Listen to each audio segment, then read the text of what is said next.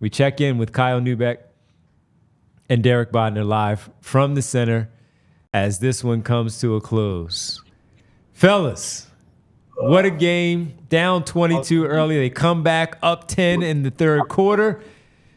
And it goes down to the final shot once again. They battle in this series. This has been a fantastic series, but unfortunately, the season comes to an end, man.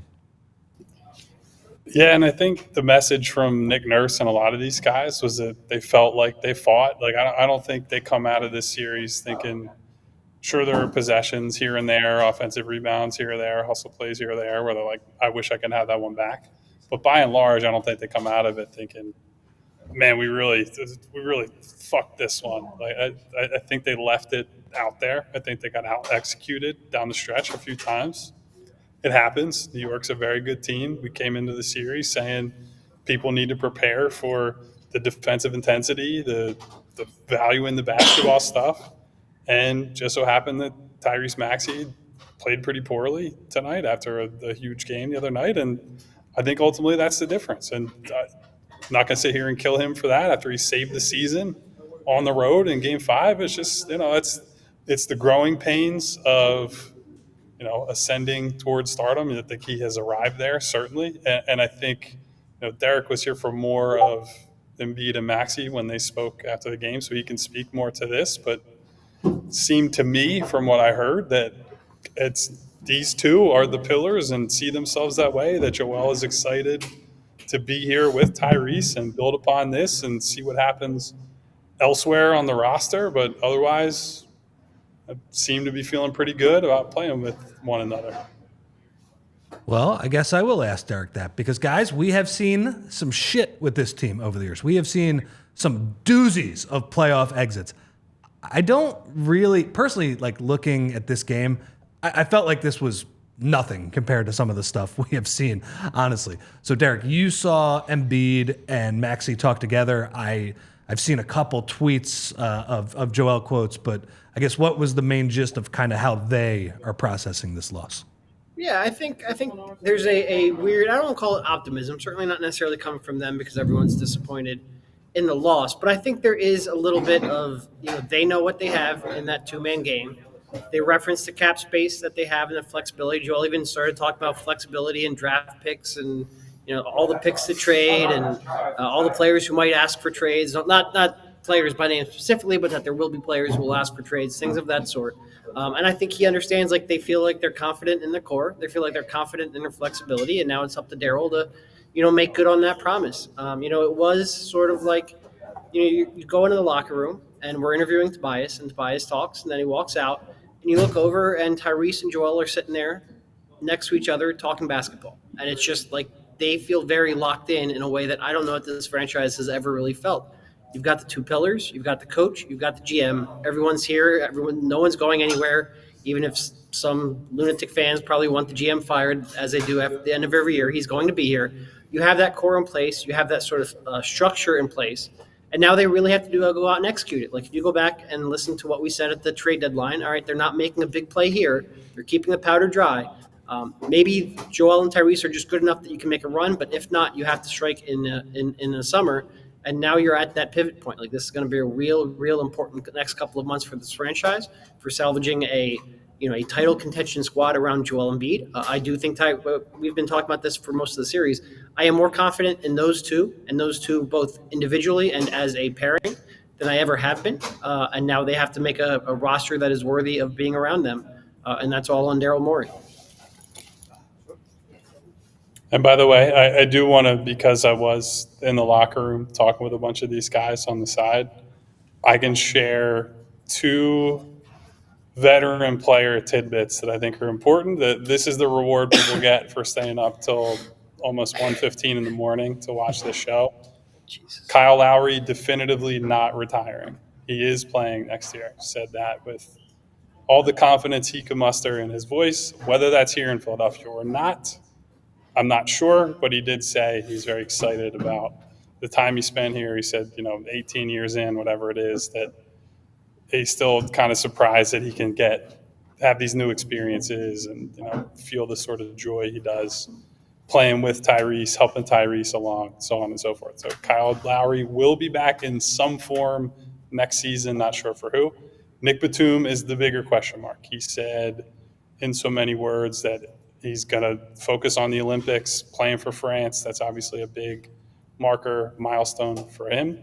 While he was going through that long and pretty eloquent answer, Joel Embiid stuck his head into the media scrum and said, "You're not retiring, you're coming back." And then asked him about it later. And I do think, now Nico didn't say this, I do think the relationship with Joel and maybe let's say the gentle nudging from Joel in the months to come could play a role. Obviously, I think family and other decisions, other things to weigh on Batum's end, maybe even money, financial. We'll see, what he's going to get here versus what he might be able to get elsewhere. We'll weigh in, but just thought those were two important notes to share because those guys are on the back, certainly on the back nine of their careers, probably even closer to being done. They're almost at the 19th hole by now. Yeah. Maybe Joel can keep convincing Nico while they're out at the Olympics, since they'll be in Paris. Joel still allowed in France? I thought they were trying to bar him from entering France. Well, Nico Batum can get him in. No worries. Speaking of another veteran, I don't know if you had a chance to speak with him or if he went to the podium, but a lot of chatter, of course, the final time we probably see Tobias Harris in a Sixer uniform, just 2 shots in 29 minutes, and the first time since 2015 that he has not scored a point in an NBA game, and losing by 3 certainly could have called for maybe just a little bit more where he could have potentially extended his career. Yeah, I think where he could have extended his Sixer career at least for one more game. Yeah, so I will say in terms of his future, he was the guy who probably shared the least about what's to come. In fact, he was asked pretty directly about whether he's thought about the future, what he's looking for, all that, and dismissed basically every question that he got about it. If you're asking me, my opinion, and Derek was there as well, so if he wants to chime in, certainly can. He did not seem like a guy who was like the rest of them, sort of voicing that there's unfinished business, I'll be back. Like even Kelly Oubre, who he was on a minimum, probably made himself a decent amount of money this summer and might have to go elsewhere to get it. But he specifically used the phrase unfinished business and talked about how Nick Nurse was a rock star, were his words, and that felt like he grew here and that there were things he can do to prove his game, whereas Tobias was focused on the season and tonight, and that was kind of it. So, read into that what you will, but I won't say it's a fitting end. Like even to your point, Devon, not like he has a lot of scoreless games. He's had some subpar games, Tobias, not many like that. But I could see on social, feel it in the arena, that there are a lot of people ready for him to go. And I think at this point, based on how the second half of the season played out and his clear discomfort at times in the role he's playing, I think it's probably going to be better for everybody to start fresh, move on, and put somebody else in that spot. I guess just because you guys were in the arena, I want your reaction to Buddy Hield drops the ball on his first touch and then turns it over right away. And a lot of people on Twitter were like, get him off the court. Like, this guy doesn't belong here. And like, I didn't say that, but I also understand the urgency of this type of game. What was the reaction? I mean, that second quarter was bonkers how crazy it was. What was it like in there? Yeah, certainly the crowd chanting "Buddy, Buddy, Buddy" was not on my bingo card coming into this game. But look, he gave them a huge lift. And frankly, it was just the fact that you could stick him in the corner and they would pay for doubling off of him. That just completely changed that game in that second quarter. They really needed that scoring punch. They really needed that threat of a shot. It does make you wonder, like, if they had gotten a little more time to play alongside Joel Embiid, if Nick Nurse, quite frankly, just staggered the rotations a little bit more. I felt like Buddy wasn't tied to Joel as much as I thought Buddy would be. I still think there's a chance those two could develop some kind of chemistry. I don't know what that means in the summer. I don't know what that means, what I'd be comfortable giving for a long-term deal. But that shot is still, I think, when he has a chance to set himself and catch that shot is still valuable. And I think you saw that in the second quarter. And it was like that was a real jolt of energy. That was a real, like I said, the crowd chanting Buddy like that threw me off guard. But they needed every one of those threes, and they needed that spacing because it really was like they were throwing two at Maxey so consistently. And Joel Embiid was getting doubled and making the right passes in Game 5 as well. And shots just weren't going in. For those shots to finally go in, it just forced New York to adjust, and it really opened things up. I mean, you saw, and Buddy wasn't even in the game for most of the third quarter, but you saw New York go, one-on-one against Joel in the third quarter, and he cooked. He had 16 there in the third quarter, in large part because he was just getting easy one-on-one post-ups. Tyrese even joked that he was going through to a jump hook that you never saw him really use before. But when you give Joel Embiid one-on-one, even when he's playing at 60% capacity, he's going to cook you more often than not. And that shot going in just causes a lot of hesitation in that defense, and they took advantage of that. All right, fellas. Final post game of the season. Devon, I heard Devon say, "I'm tired. Get me out of here." Derek, I haven't said this in a while. I'm hungry, man.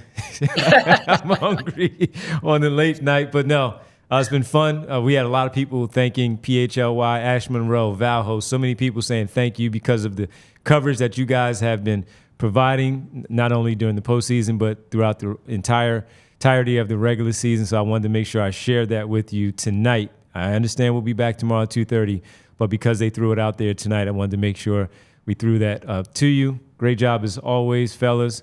It's great to work with you. Great to work with Rich, and we'll be back tomorrow at 2:30. Sucks that it comes to an end this early because we're used to it middle of May, maybe even a little deeper into the 20s of May, and not May 3rd, May 2nd, the final game of the season. So, guys, get home safe. Be cool, guys, and we'll talk to you tomorrow. We have about 100 shows to do before they play another game of basketball, so you better get creative because we got a lot of work to do this summer. I'll be ready. Brother, we got Nuggets fans in here giving super chats because I'm so in their head from 3 months ago that they're still crying about it. Oh, man. You fucking loser. I do want to say, by the way, on the way out, because you did say we got some shout-outs. We got 500-plus people in here at 1:20 in the morning on the East Coast hanging out with you guys and with us. This is obviously the first year we did this.